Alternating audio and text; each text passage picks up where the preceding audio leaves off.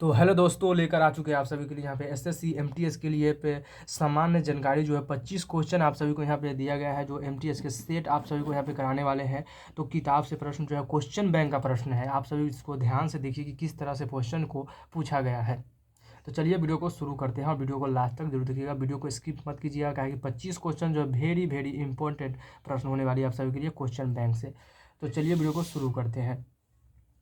तो यहाँ पे पहला क्वेश्चन जो दिया जाता है यहाँ पे कि अक्टूबर 2022 तक भारत के डैश तक की वार्षिक आय वाले परिवार को, वार्षिक आय वाले परिवार यानी जो साल भर के जितने आय होती है उसके वाले परिवार वाले संपार्श्विक का मुक्त ऋण यानी कोलेटरल और फ्री लोन दिया जाता है। फ्री लोन एक शोषित किया ऋण कहलाता है। तो कितना लोन दिया जाता है फ्री तो है, तो ऑप्शन के अनुसार यहाँ पे हो जाएगा,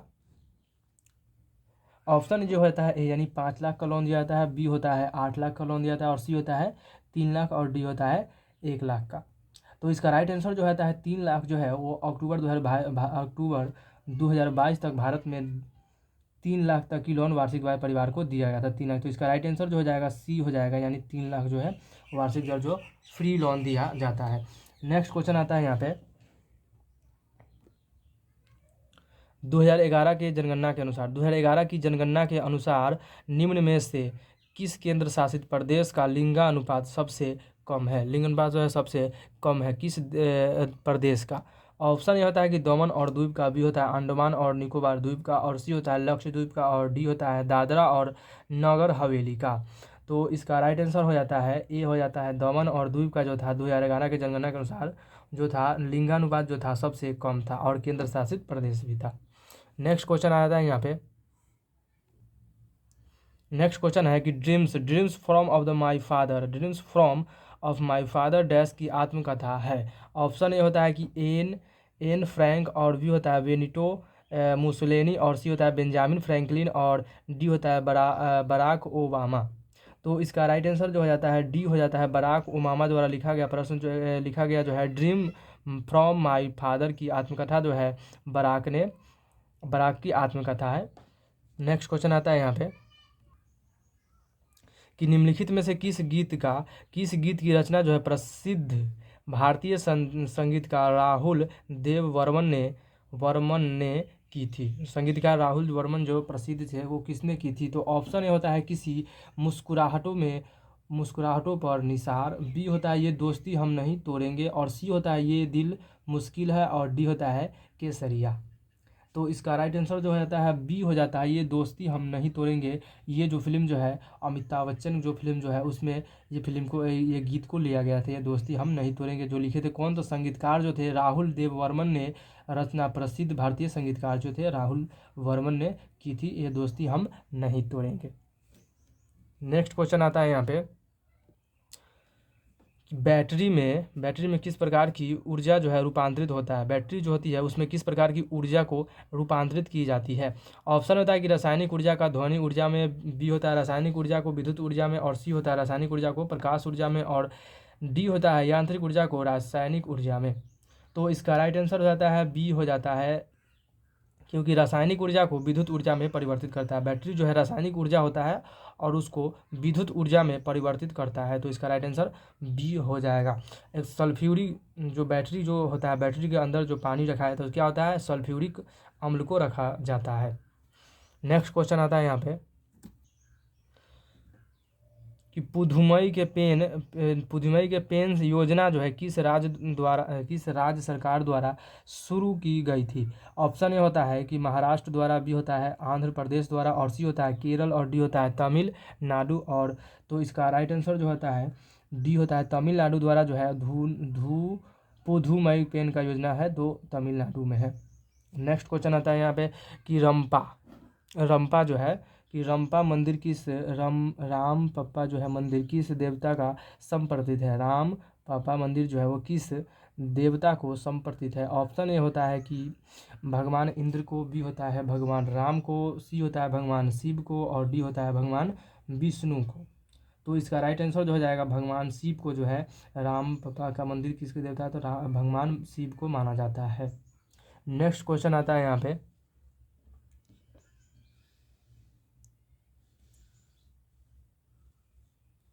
कि गयासुद्दीन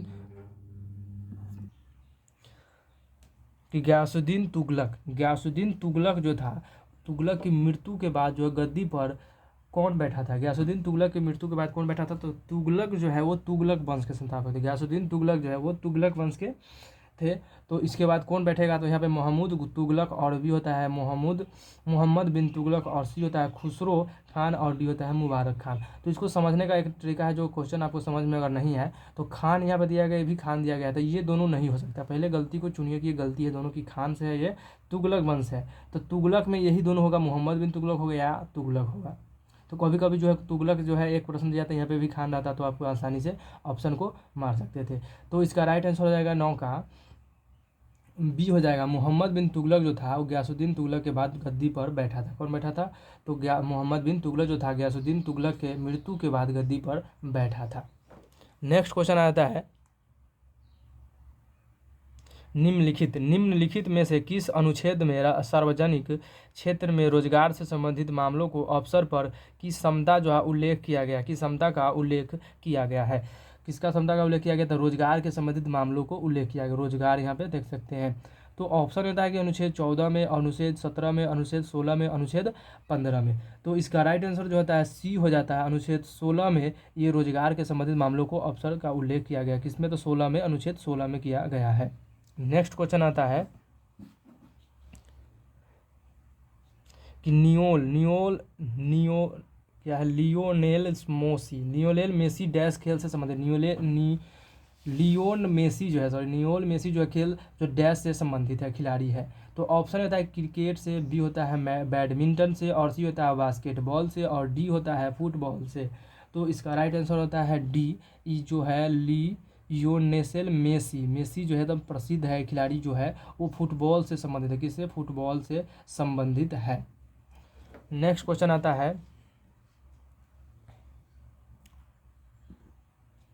रुक्मणी देवी की इंडिया टुडे की 100 पीपल हूँ, रुक्मणी देवी इंडिया की 100 पीपल हूँ सेप्ट इंडिया की सूची में शामिल किया गया। उन्हें वर्ष 1956 में पद्म भूषण और 1967 में संगीत नाटक अकादमी फेलोशिप का सम्मानित किया गया था। उनका संबंध निम्नलिखित में से किस नृत्य से था। ऑप्शन ए हो जाता है कथकली से, बी होता है मणिपुरी से, और सी होता है भारतनाट्यम से, और डी होता है ओडिसी से। तो इसका राइट आंसर होता है भारतनाट्यम से संबंधित है ये कौन, तो रुक्मणी देवी जो है भारतनाट्यम से क्या है, तो सम्मिलित है। नेक्स्ट क्वेश्चन आता है यहाँ पे, निम्नलिखित में से कौन सा विटामिन सी का सबसे बड़ा स्रोत है। विटामिन सी जो होता है उसका सबसे बड़ा स्रोत कौन सा है। ऑप्शन होता है कि नींबू हो जाता है, बी होता है खीरा हो जाता है, और सी होता है आलू होता है, और डी जो है गाय का दूध हो जाता है। तो इसका राइट आंसर जो होता है ए हो जाता है। नींबू जो है वो विटामिन सी का जो है सबसे बड़ा स्रोत है। विटामिन सी जो है सबसे बड़ा स्रोत है। आंवला में भी पाया जाता है और नींबू में भी पाया जाता है। जितने खट्टे चीज़ है वो विटामिन सी पाया जाता है। और शराबी व्यक्ति जो होता है, शराबी व्यक्ति जो शराब पीते हैं उसमें भी विटामिन सी पाया जाता है, जो है सबसे बड़ा स्रोत है विटामिन सी का, तो पाया जाता है। नेक्स्ट क्वेश्चन आता है यहाँ पे,